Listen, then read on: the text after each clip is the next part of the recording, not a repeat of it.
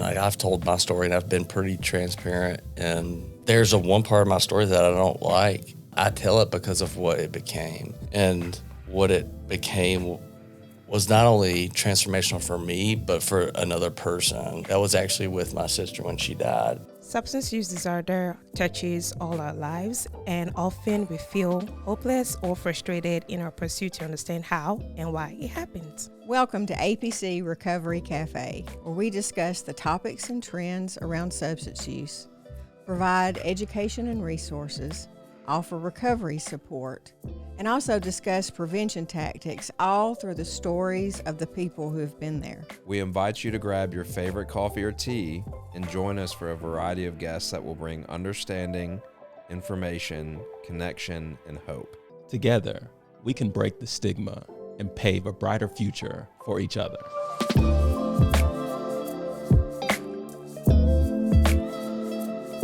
Hey folks, welcome into this episode of the APC Recovery Cafe. My name is Art Wimberly. I'm a person grateful to be in long-term recovery, and I'm a volunteer at the Addiction Prevention Coalition. This morning in the studio, I'm with Carrie Wimberly, the Executive Director of APC. Carrie, good morning. Good morning. Hey, you want to introduce our guest? I do. Excited to have Shane Herring with us today.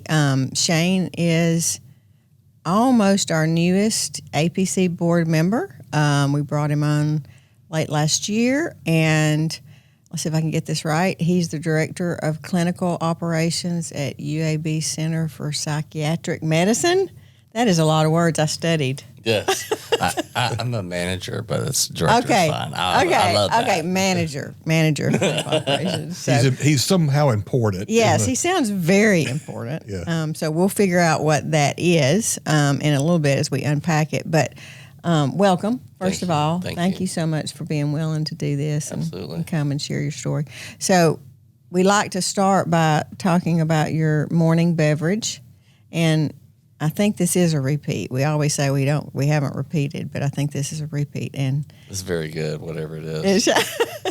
and Shane chose a large black coffee. So I tried to offer all kinds of, a latte, but I chose the black coffee. So that's your perfect. thing. It's perfect. You don't like the cream and the sugar. I will sometimes if I'm feeling like a little bit frisky, but black coffee will always do the job. Yeah. So can you drink your coffee in the afternoon too and sleep at night? Yeah, so I've had to significantly cut back on my caffeine intake. Mm-hmm. It gets worse, let me just tell you. But so I can. Last night I drank a little bit too late though. And I was nervous about this podcast. So. We are scary people. Yeah.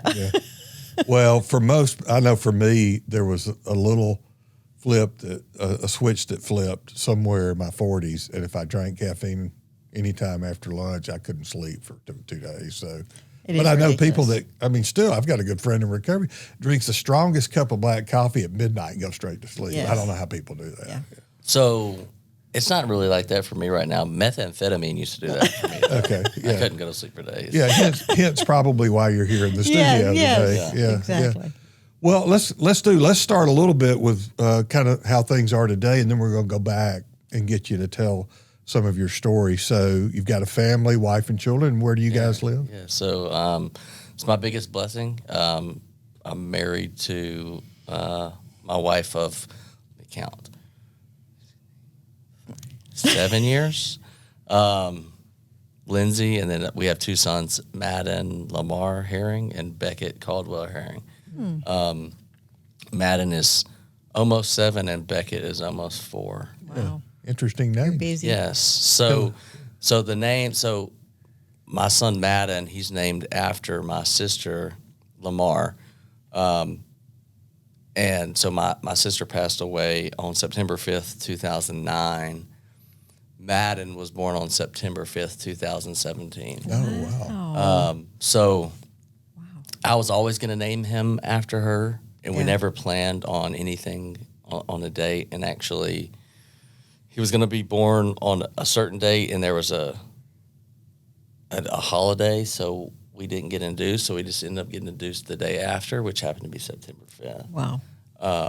So, God's all over that. Yeah. And then Beckett his middle name is Caldwell, which is named after my wife's grandfather. Oh, So, how nice. yeah, and Beckett and Madden are we wanted unique enough names to where they could be, like a CEO or a professional Yeah. sports player. Yeah.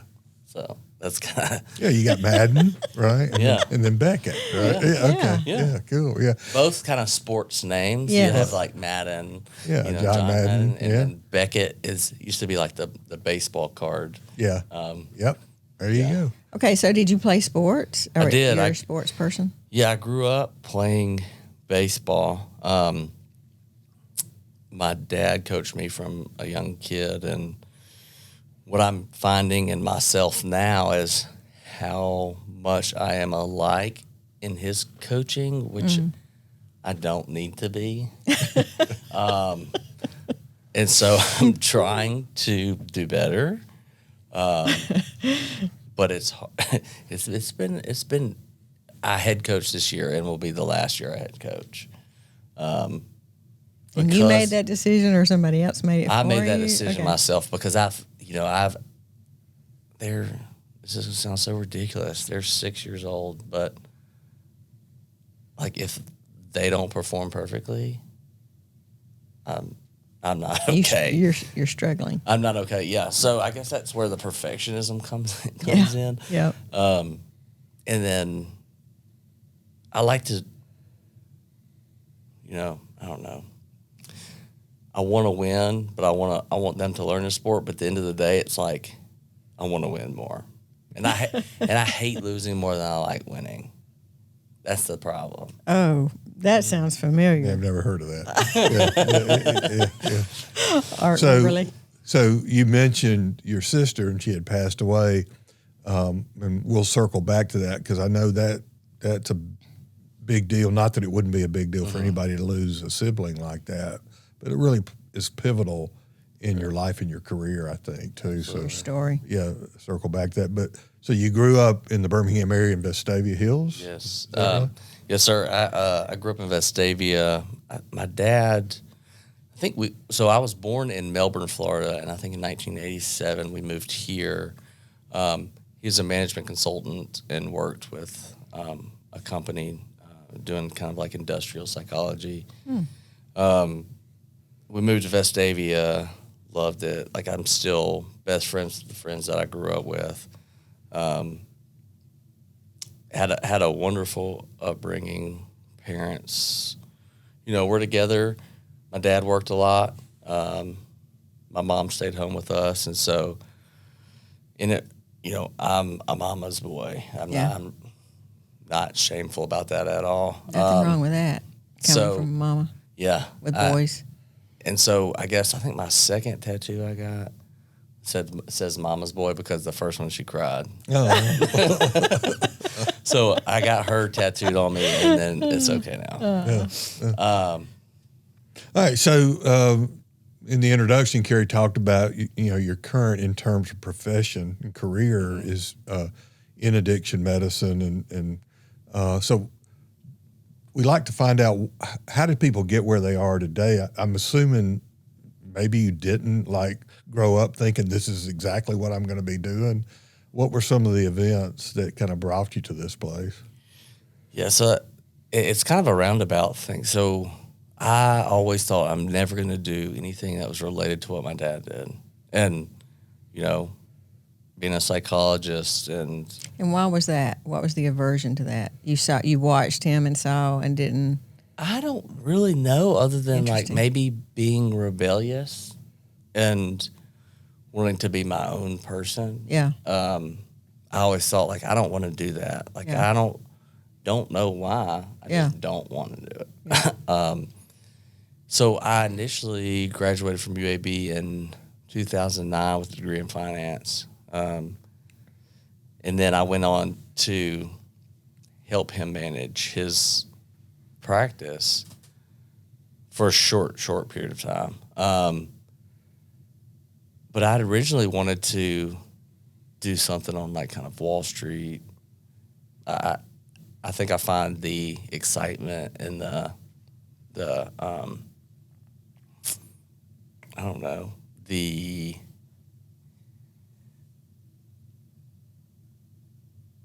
fear and the chaos and the adrenaline rush of risk, reward. But which is funny is the older that I get, I'm a lot more risk averse.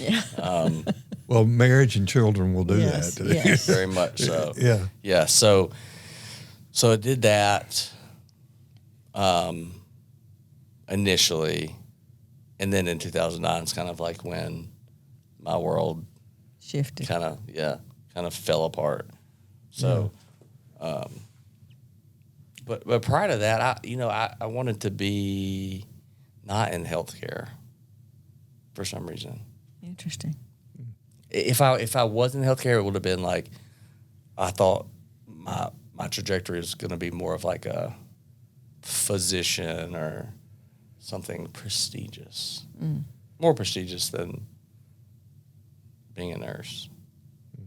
In the sense of what society sees. Gotcha. Yeah, image. Yes. In a sense, a big deal. So tell us about 2000. I know it's a difficult story, but Yeah, no. So 2009, like my sister started dating this guy that went to their high school. I think she started dating him before then, but she ended up, I think, dropping out and moving in with him. And it was one of those things as the older brother, you're just like, if I can just get her away, then she'll be okay. I mean, we all know in hindsight that is impossible, aside from the fact of literally imprisoning somebody. Yeah. So had there been anything leading up to that? Like, was she struggling before that relationship, or was it really about that relationship? So she partied, and she didn't tell me much. I do know before, she passed away, she had told me she had like tried heroin, snorting it. Okay. And at that time, I partied. In high school, I drank. In college, I drank a lot. Did a lot of cocaine, and I could have, I took certain pain pills, but could always like put it down. Yeah. I didn't understand the addictive part to it. Yeah. Nor did I know that there were any kind of withdrawal symptoms once you took something for as long as you do. So with her, I was just, I was speaking to her on the side of like not understanding addiction at that time. Right. Which is true for a lot of us. Yes. Family members, siblings, even in family support. Because I work in the industry now, it still surprises me when I'm having conversations and people, but you just don't understand it. If you haven't had a personal, experience with it to become knowledgeable, it's not something you just, are born knowing and understanding. Yeah, and there is a spectrum in which, for instance, kind of like what you're mentioning, for you, prior to this, it was more an abuse of a substance and an overuse, but you could stop and put it down. Yeah. And so there is a spectrum about this out there, and often there are just some of us in that spectrum that, no, I can't put it down. Right. And there's a good reason for that. Yeah. And What's the age difference between you and your sister? she was 5 years younger than me. It was like 4 years and 11 months. Okay. And one thing too that I wanted to know is that when my parents tell me that when we didn't find out she was going to be a girl until I think she was born, but I was always adamant, like I wanted a baby sister. And so like I was, her protector, and this is what a lot of led to some things down the road. But so she was always she was the kind of person who wanted to save people. Yeah. She was very much way more empathetic than I was or am. She sees people for who they are, and she was very in tune with people who were brought up with less fortunate circumstances than she was. Yeah. And so she gravitated to those. Yes. And oftentimes she may have gotten bullied about it. I know she had a hard time in high school. But so leading back to her prior like substance use, from drinking, I know she drank. I don't know any illicit substances other than this. I'm sure she did, Yeah. cocaine or whatever it is. But when she told me she had snorted heroin, that was like a wake up call for me. Yeah. And I couldn't even place what point in time she said she did that. And then when my parents came to the house on September 5th in the morning, I'll never forget. But in between that time, not really sure Yeah. how much she had done or not done. Right. But this is not the situation where she had been struggling with substance use for a decade, and so this was was really it. She was still pretty young. Yes. Right. She was 19. Wow. And she had really just turned 19 in that May prior to September. And so, it came as a huge shock. But I do remember we were trying everything we could to get them apart from each other, even so much so I think my dad, he was trying to pull out any stops he could. Yeah. I wrote a letter to somebody in the legal system within some court or whatever, and said and I remember writing this. I said if we do not get her away from him, it will be the death of her. And I remember putting that in words. So they were actually trying to get a legal protective order or even something. some type of control over her life in a way to protect her. And in reality, looking back on that, that's, I think in very small circumstances that would ever work. Right. I would be safe to say like that might make somebody go further the opposite side. Yeah. But you're so panicked at that There's point. such fear in parents and family Yeah, members. you don't know what to do, and when you're at that point, you'll do anything. Right. And I know a lot of families that have been like that too. Like, I will do anything I can to help save them, and that is the most powerless feeling. Yes. And I know a lot of anyone whose family member or loved ones have gone through it is that sense of powerlessness and that like literal visceral feeling in your stomach that like you can't shake. Yeah, I can remember thinking at one point in our history that, my son's going to die before me. There's no doubt. Yeah. With heroin addiction, it's just going to happen. Yeah. Yeah, and that's one of those, talk about feelings. Yes. I mean, so that feeling there is what you try to cover up. And so tell us what happened with your sister. So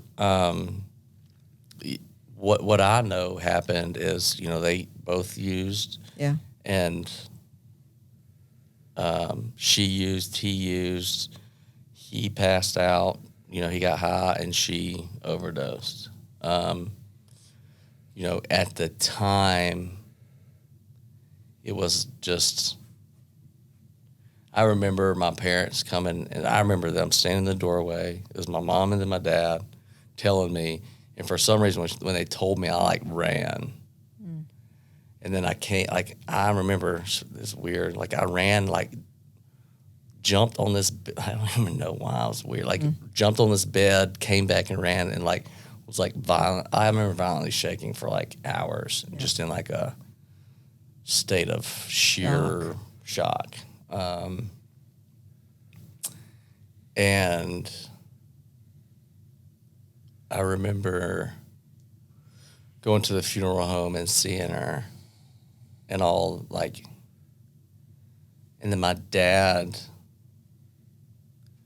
it wasn't until a little bit later, but like that was the first time he ever cried that I remember. Yeah. And he cried on my shoulder.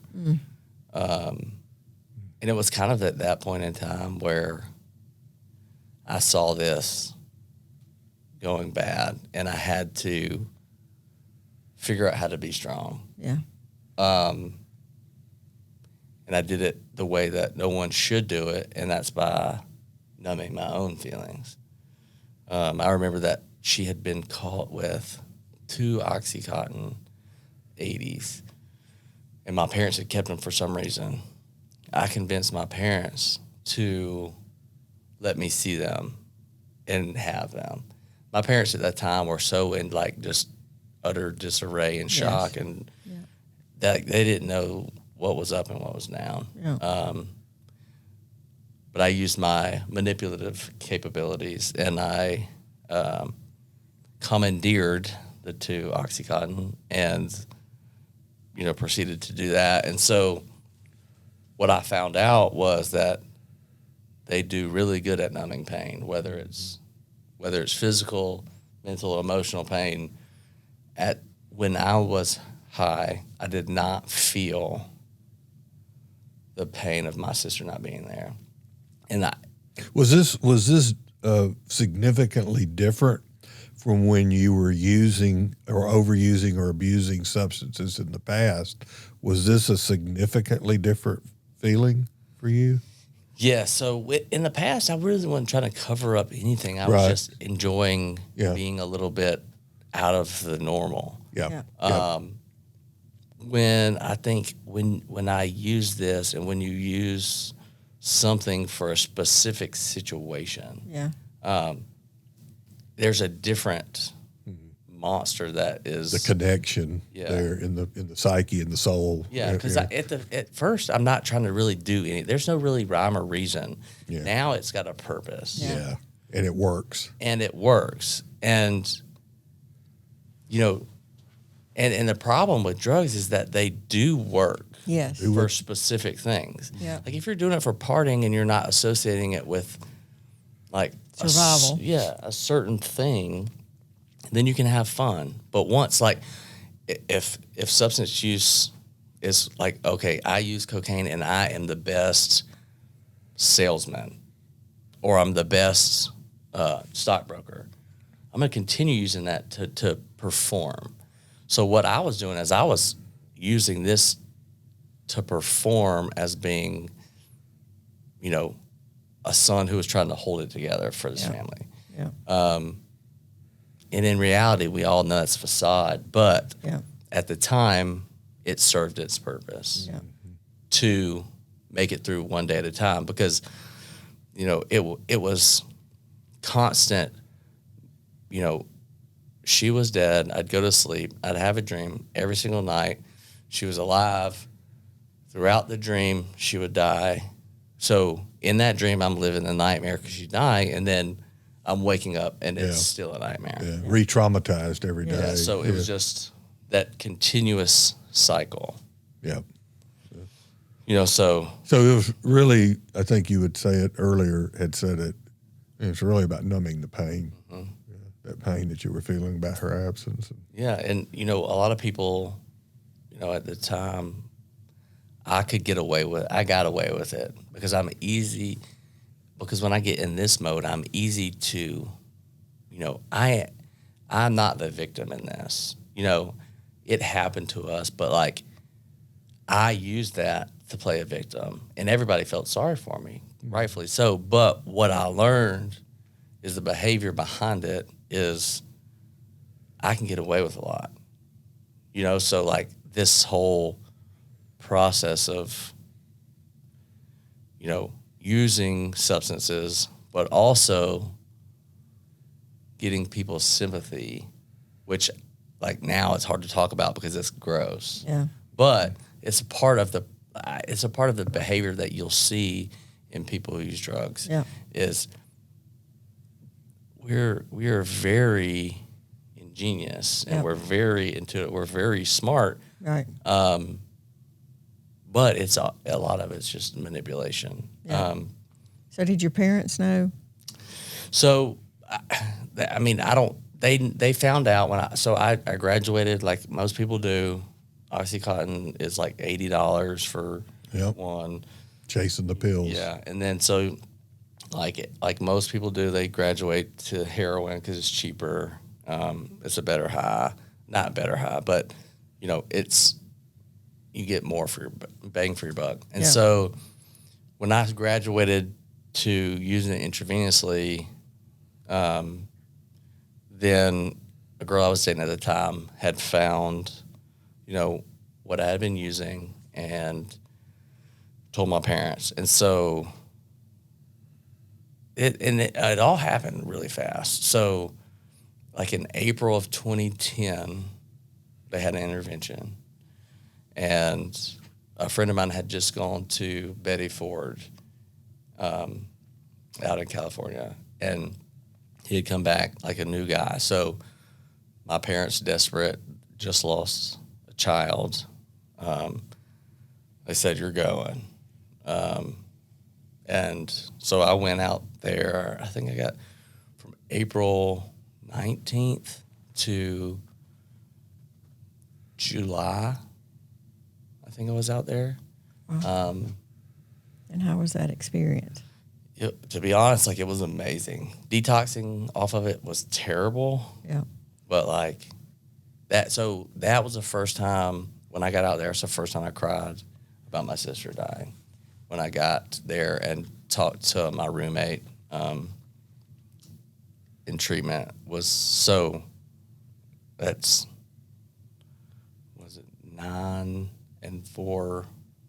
So it's like 7 months. Yeah. That I didn't feel, and it felt like I was alive, and you know I can still remember like it was a beautiful place. However, it didn't stick ultimately. But what it did is like what we talk about in recovery is like planting the seeds. Yeah. I knew what AA was. I knew where to go when I wanted help. So I came back and I went to a couple meetings, but then slowly kind of fell back off. And then doing that, picked up I did some other habits. Like I mentioned methamphetamine about the coffee, jokingly, but like, so what I started doing was that and heroin to keep me to stay productive. Right. Go down and then come back up. And Yeah. So to stay, leveled off. Yeah. But so I did that until May 28th of 2011, I got admitted to the hospital. And prior to that, I had thought I was detoxing, and I was just like felt terrible. And ultimately was like peeing all the time. I thought I was getting diabetes. My dad's a type 2 diabetic we thought he was type 1 at the time, but he's type 2 from Agent Orange exposure in Vietnam. Oh, wow. So it mimics type 1. Yeah. And I thought like, okay, I'll just get up and go. My mom was like, one more day and you're going to the hospital. I was like, all right, let's go. She's like, you can't get up. Like, I couldn't walk at the time. I didn't even know I couldn't walk, but I was so dehydrated and sick. So ambulance had to come literally take me downstairs because I was too weak to walk. And ultimately was diagnosed with endocarditis. Yeah, okay. And so May 28th, I got in the hospital.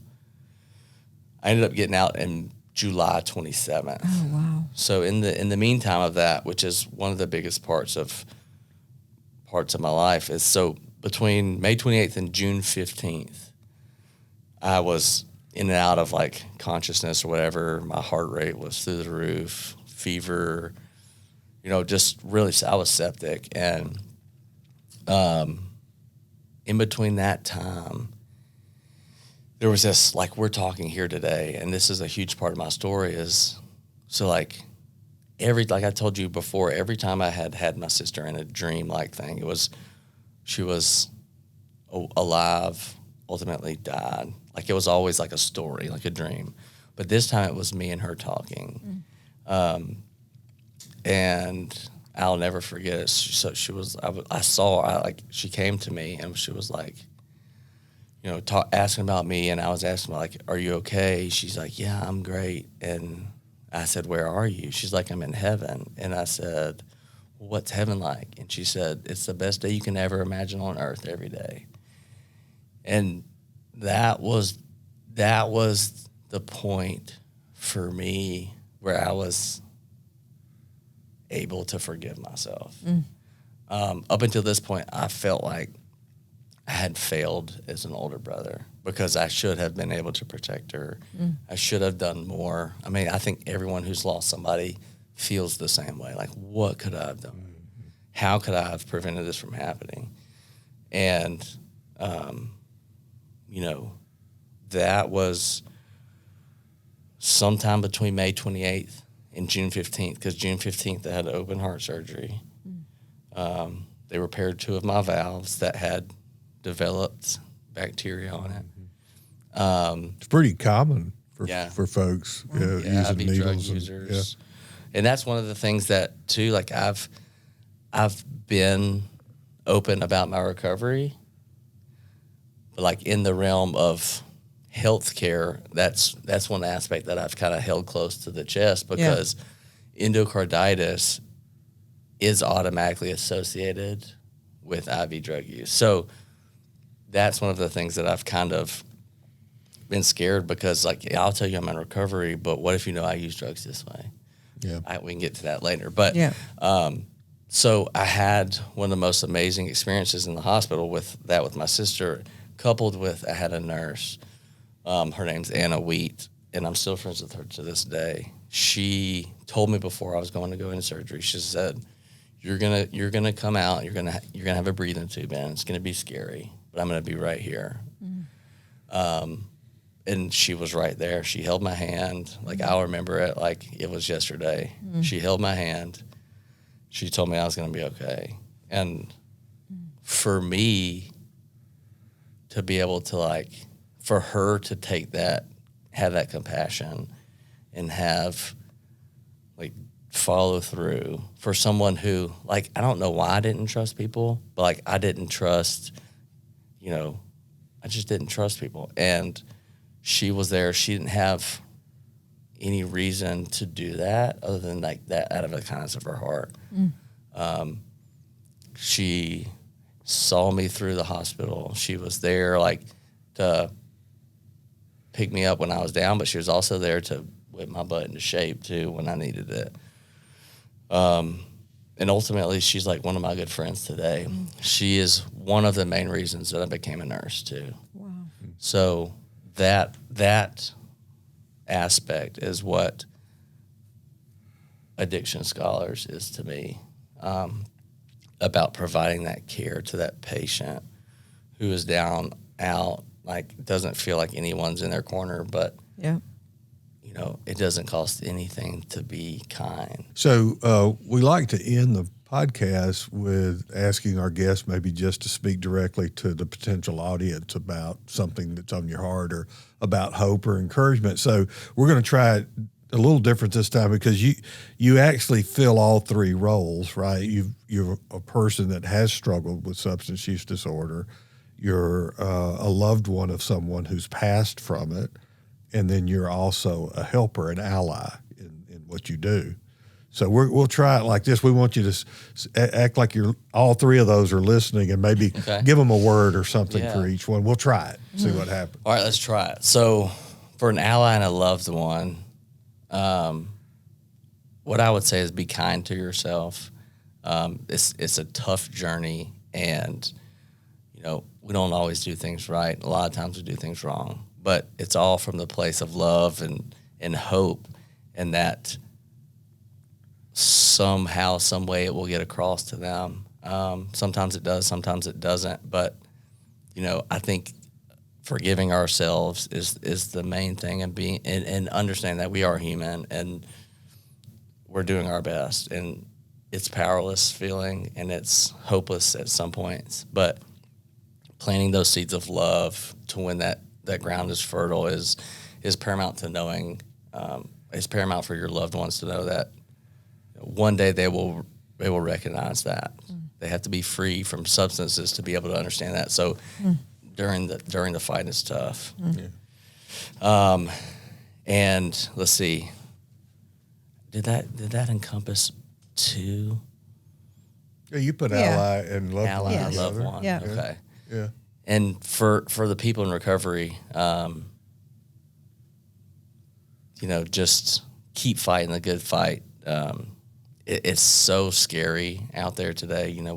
We have people pass away left and right that, unfortunately relapse. But, spread awareness on harm reduction, spread awareness on resources, continue to, be that ally, really, for those of us that, go back out, that they're welcomed back with open arms, that they feel loved, and that they can continue to reach out, and just realize that we're all just a couple bad decisions away from doing the same thing. So, keep fighting the good fight and spread awareness. Yeah.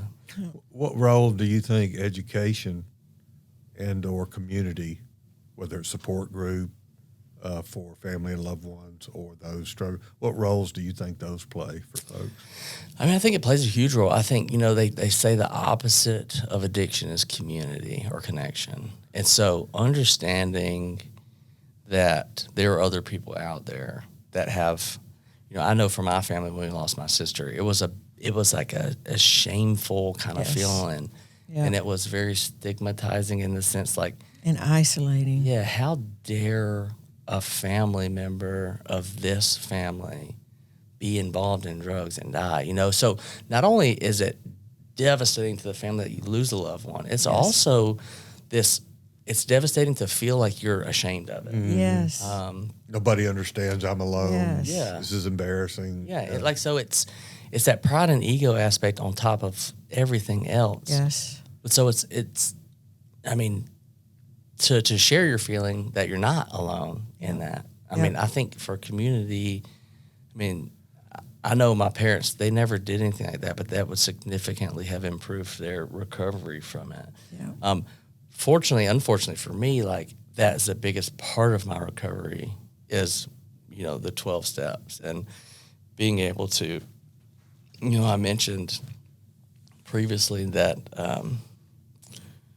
the individual that was with my sister, I had the long resentment, and Because you blamed her, blamed him for her death, right? I blamed him not knowing myself what it was like to be in active addiction.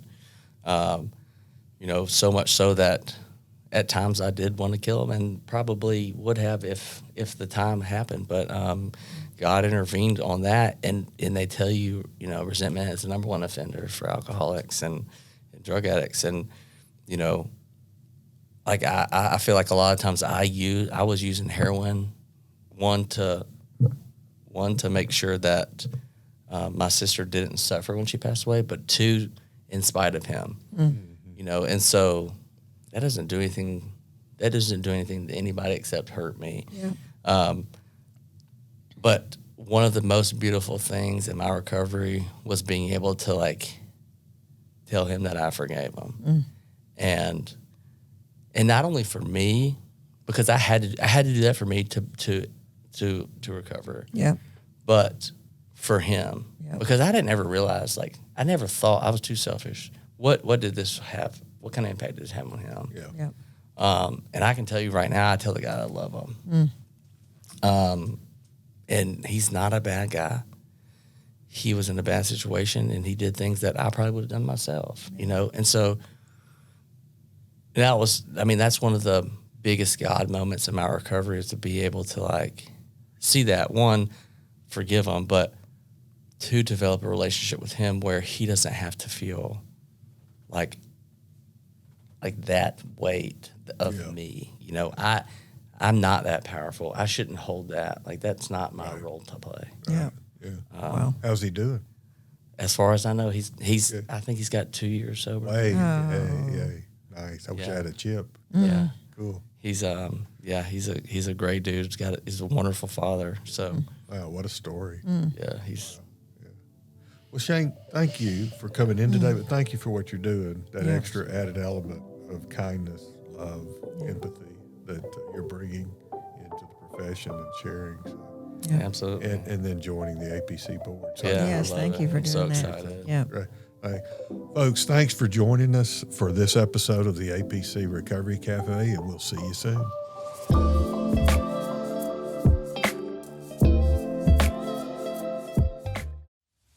One of the things that APC is known for is being a connector because we're stronger together. Not only are we there for those who are suffering through substance use disorder, but we're there for family members, and we really take our job seriously. We all have personal reason why we're in this field. We're changing people's lives one community at a time.